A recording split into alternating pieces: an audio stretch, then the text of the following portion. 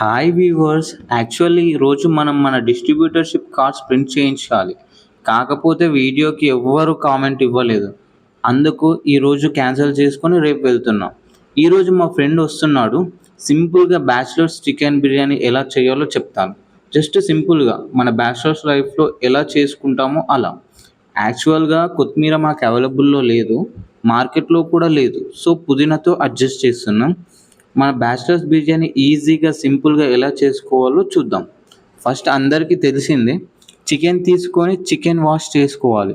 Wash చేసుకున్న తర్వాత వేరే బౌల్లో వేసుకొని టేస్టీకి సరిపడా సాల్ట్, పసుపు, కారం, అల్లం వెల్లుల్లి పేస్ట్ అండ్ కాస్తంత చికెన్ మసాలా పౌడర్, ధనియా పౌడర్, యాలకు, లవంగ, దాల్చిన చెక్క వేసుకొని లాస్ట్గా పెరుగు వేసుకొని అండ్ పుదీనా వేసి మంచిగా అన్నీ కలిసేటట్లు మిక్స్ చేసుకొని పక్కకు పెట్టుకోవాలి. ఇంకో బౌల్లో చికెన్కి సరిపోయేంత రైస్ తీసుకొని వాష్ చేసి రైస్కి సరిపడా వాటర్ పోసుకొని కాస్తంత సాల్ట్ వేసుకొని జీలకర్ర వేసుకొని అండ్ కొన్ని పుదీనా ఆకులు వేసి 2 to 3 hours మ్యాగ్నేట్ చేసుకోవాలి. మనము ఇక్కడ బాస్మతి రైస్ యూజ్ చేయాలి. కాకపోతే మాకు ప్రజెంట్ బాస్మతి రైస్ అవైలబుల్లో లేదు. కాకపోతే ఏ రైస్ యూజ్ చేసినా సేమ్ ఇంతే.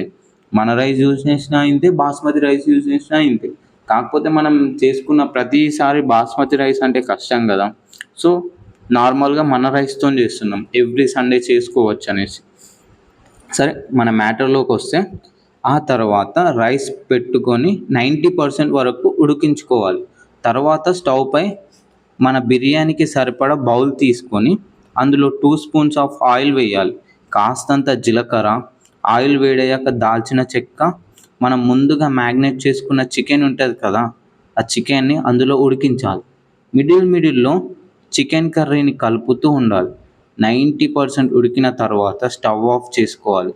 రైస్ కూడా 90% అయిన తర్వాత రైస్ని బిర్యానీ బౌల్లో వేసి మంచిగా దమ్ము పెట్టుకోవాలి. ఒక 10 minutes ఆగి ఆఫ్టర్ 10 minutes తర్వాత ఓపెన్ చేసి చూస్తే మనం వేడివేడిగా మన బ్యాచిలర్స్ బిర్యానీ రెడీ.